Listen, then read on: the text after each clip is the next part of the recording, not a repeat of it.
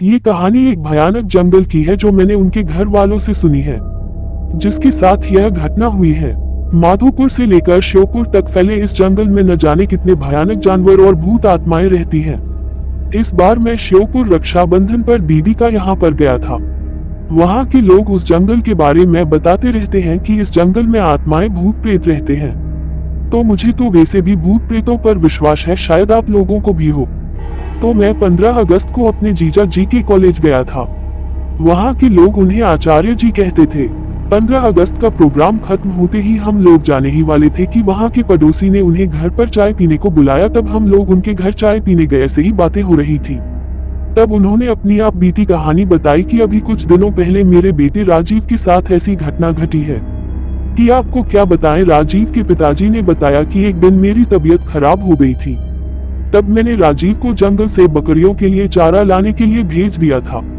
राजीव वैसे तो कभी कभी जंगल जाता था, पर वो हमेशा काम से जी चुराता था। पर आज उसे मजबूरी में जंगल जाना पड़ा। वो रास्ते में चलता गया, उसे कहीं भी पास में चारा नहीं मिला, क्योंकि पास के सारे पेड़ तो पहले से ही बकरियों के लिए काट चुके थे। वो जंगल के और अंदर चला गया। वो घने जंगल में पहुंच गया, जहाँ पर बहुत पास पास पेड़ खड़े हुए थे। पेड़ इतने घने थे कि आसमान तो नजर ही नहीं आ रहा था। बरसात का टाइम था, अच्छी बरसात हो गई थी, तो पूरा जंगल हरा भरा हुआ था। पत्थरों पर पानी ऐसे बह रहा था जैसे साफ कोई झरना बह रहा हो। पहाड़ों से नीचे की ओर आता हुआ पत्थरों पर साफ पानी बह रहा था। वहां पर इतनी शीतलता थी कि उसकी देखते ही थकान दूर हो गई। उसने सोचा कि पहले मैं थोड़ा आराम कर लूं, फिर मैं पत्तियां काटकर घर चला जाऊंगा। थोड़ी देर ही हुई थी उसे सोए हुए। उसने सपना देखा कि वह चारे के चक्कर में बहुत दूर आ गया है और वह रास्ता भूल गया है।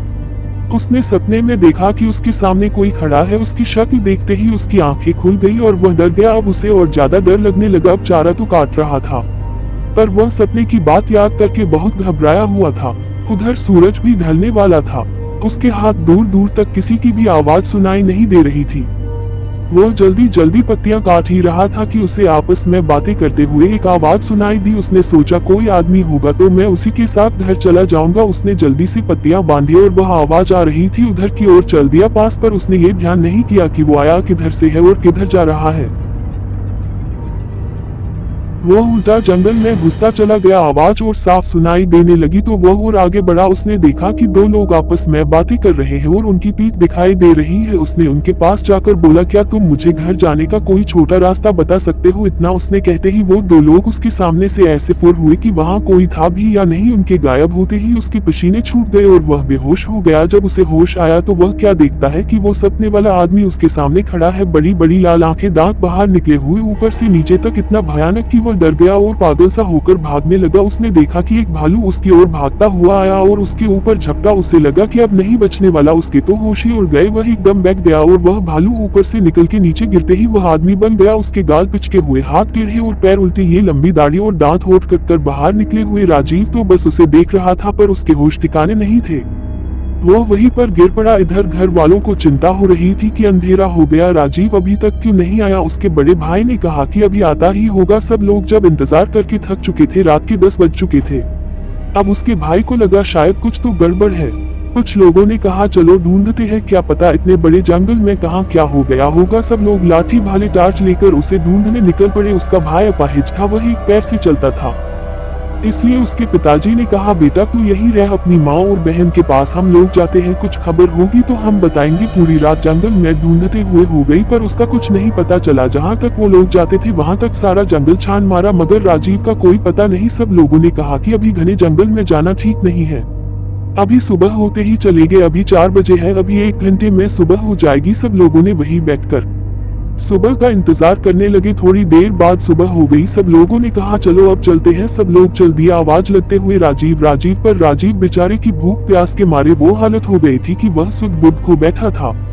उसे अब यह नहीं पता कि मैं कहाँ पर हूँ। 2 दिन हो गए, राजीव का कहीं पता नहीं चला। अब सब लोग परेशान थे। उधर राजीव का भाई बहुत व्याकुल था, बेचारा कुछ कर तो नहीं सकता था। वह जाकर अपने सामने खड़े हुए नीम के पेड़ के नीचे गड्ढा खोदने लगा और कहने लगा मेरा भाई आएगा, मेरा भाई आएगा। वह कहे जा रहा था। दोस्तों, उस नीम पर वह रोज सुबह दूध चढ़ाते थे, उसे अपने देवता का निवास मानते थे। इधर उसके भाई की पुकार सुन के उनके देवता निकल पड़े। उधर रात हो गई थी और राजीव को उन भूतों ने घेर रखा था। भाई वह खुद बता रहा था।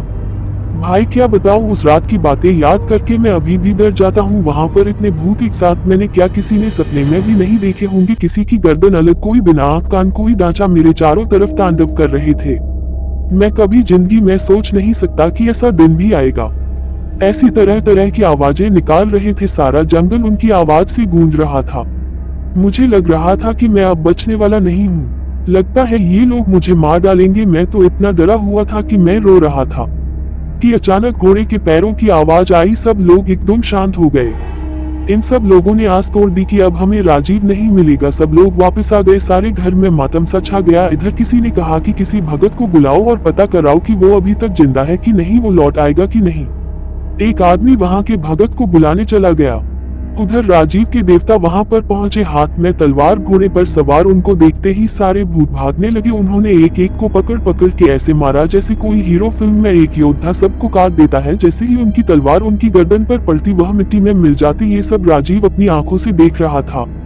तब उस घुड़सवार ने कहा कि तुम अब चिंता मत करो, मैं आ गया हूँ और सुबह तक कोई तुम्हें लेने आ जाएगा। अब तुम बेफिक्र होकर सो जाओ। उनके आने से मेरा सारा डर खत्म हो गया और मैं आराम से सो गया।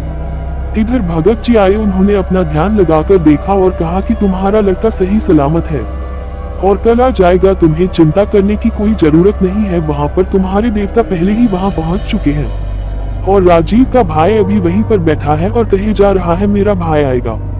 वह किसी की भी बात नहीं मान रहा है। जो भी उसे वहां से उठाने को जाता वो उसे धकेल देता था।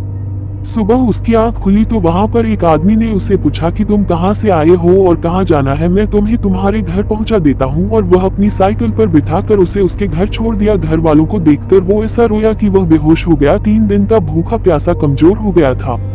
फिर उसे अस्पताल ले गए। वहां वो 2-3 दिन बाद ठीक हो गया।